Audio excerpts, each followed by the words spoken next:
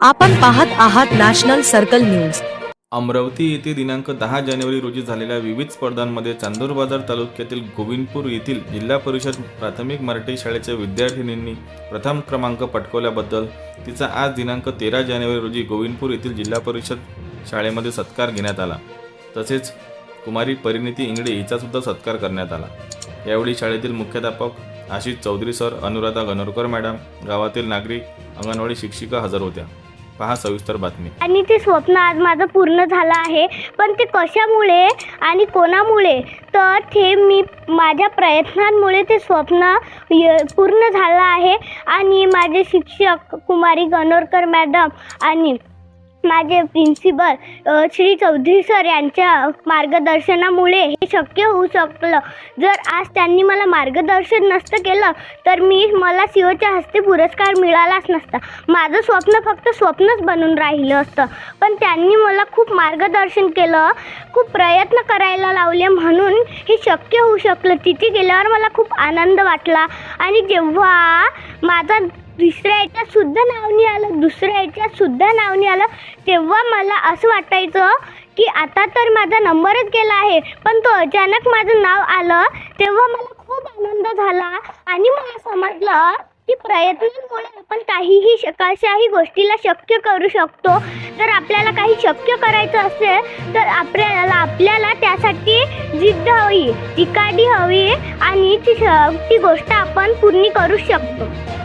तिथे गेल्यावर मला त्यांच्या हस्ते जिल्हाधिकाऱ्याच्या हस्ते जेव्हा पुरस्कार मिळाला तेव्हा मला खूपच आनंद झाला। मला वाटलं आज मी माझ्या आईवडिलांचे स्वप्नसुद्धा पूर्ण केले व माझ्या शिक्षकांचं नाव मोठं केलं, माझ्या वडिलांचं नाव मोठं केलं। आणि मला इतका आनंद झाला की मी कोणाला सांगूसुद्धा शकत नव्हते। मला खूप जणांनी अभिनंदन केलं, मला खूप जणांनी भेटवस्तू दिल्या, त्याबद्दल मी माझ्या शिक्षकांचे खूप खूप आभार मानते। धन्यवाद। मधुकरराव चौधरी, मुख्याध्यापक, जिल्हा परिषद प्राथमिक मराठी शाळा गोविंदपूर।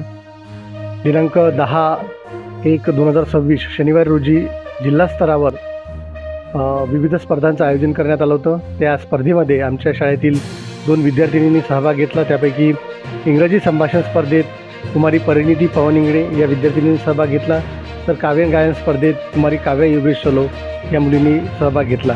त्यापैकी परिणिती पवन इंगडे या मुलीचा 4र्थ क्रमांक मिळाला। सोबतच कुमारी काव्या योगेश सोलो या मुलीला काव्य गायन स्पर्धेत प्रथम क्रमांक मिळाला। आणि जिल्हा परिषद शाळेतून शिकून या मुलीने जिल्हा स्तरावर जो पहिला क्रमांक मिळवला त्याबद्दल मी तिचे खूप खूप अभिनंदन करतो। आणि या मुलीने केवळ शाळेचेच नाही, गावाचेच नाही, तर तालुक्याचे सुद्धा नाव जिल्हा स्तरावर नेऊन ठेवले, त्याबद्दल मी तिचे खूप खूप शुभेच्छा देतो।